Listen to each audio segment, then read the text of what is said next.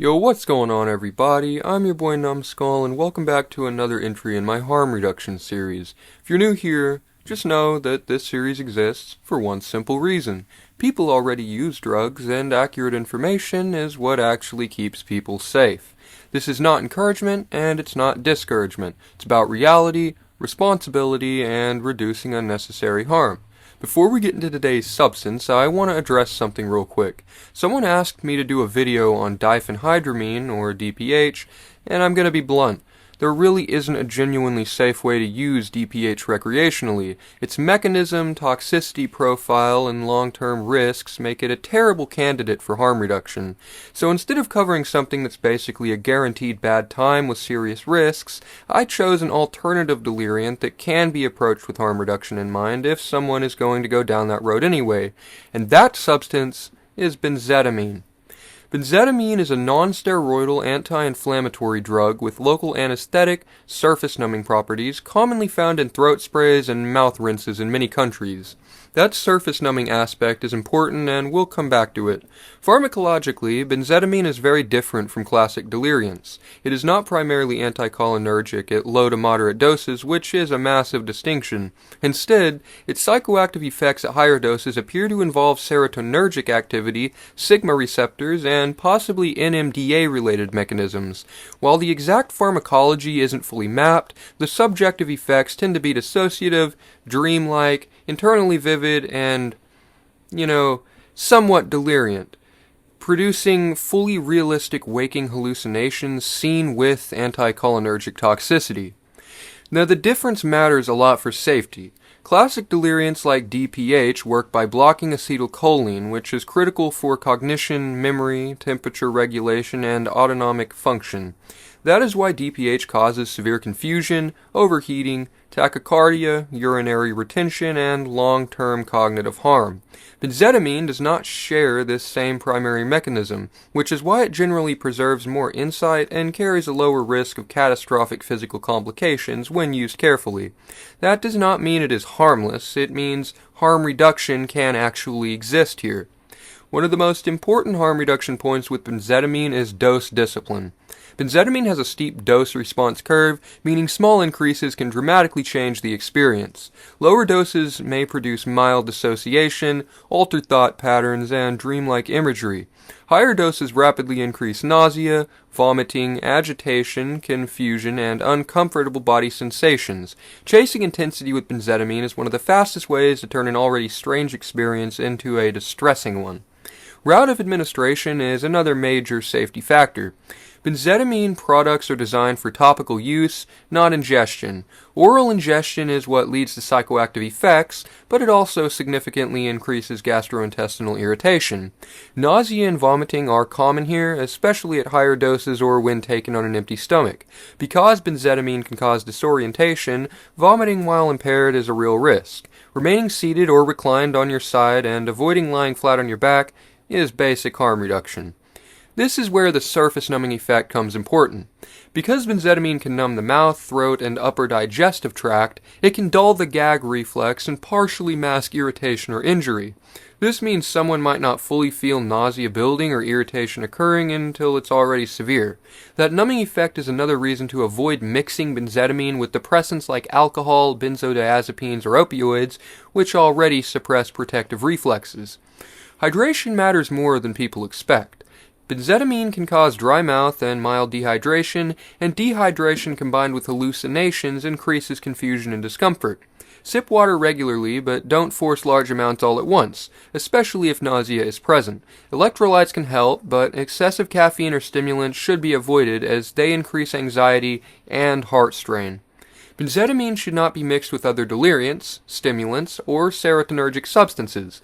Combining it with SSRIs, SNRIs, MAOIs, tramadol, MDMA, or certain supplements increases risk of serotonin toxicity.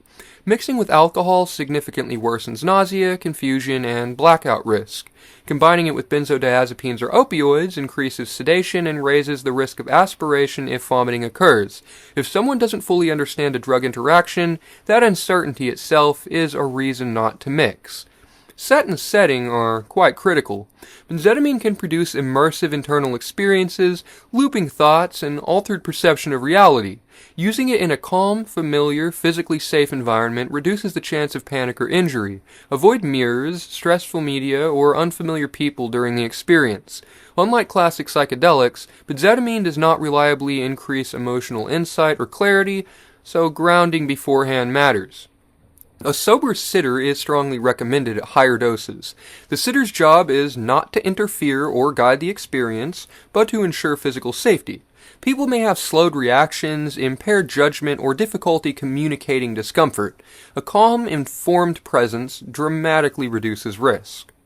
Now, let's talk sourcing, because this comes up constantly and it's important. Products like Tantum Rosa get mentioned a lot, and yes, I know, it's marketed as a vaginal douching agent, but come on guys, let's all be mature here. The reason it's brought up is because it contains a relatively high amount of benzydamine compared to throat sprays. However, this is a major harm reduction point. These products also contain large and potentially dangerous amounts of sodium and other inactive ingredients that are absolutely not meant to be consumed in bulk, and many of which not meant to be consumed orally. People online talk about separating or isolating benzydamine into a purer form, but doing this incorrectly can lead to serious electrolyte imbalance, gastrointestinal injury, and plenty of other complications. The takeaway here is not how to extract, but that improper separation is genuinely dangerous, and consuming products as is or guessing purity carries a real risk. Frequency of use is another critical factor. Benzydamine should not be used frequently. Repeated use increases physical strain, and of course, in turn, the likelihood of lingering psychological discomfort.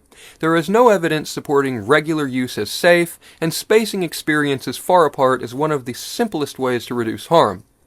Certain people should avoid benzydamine entirely. Those with seizure disorders, serious heart conditions, kidney or liver disease, or a history of psychosis should most certainly not use it. Anyone dealing with severe anxiety, dissociation, or emotional instability are more likely to have a distressing experience. Benzydamine is also not appropriate during pregnancy or breastfeeding.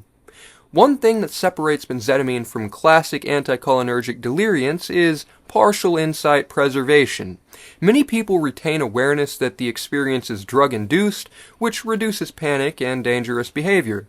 Now, this does not mean higher doses are completely safe, or that you should do them alone. It simply means preparation, environment, and self-monitoring actually matter and are somewhat possible. If something feels wrong, extreme agitation, persistent vomiting, chest pain, severe confusion, muscle rigidity, overheating, or a rapid heart rate, those are not normal effects and should not be ignored. Seeking medical help early is always safer than simply trying to push through it.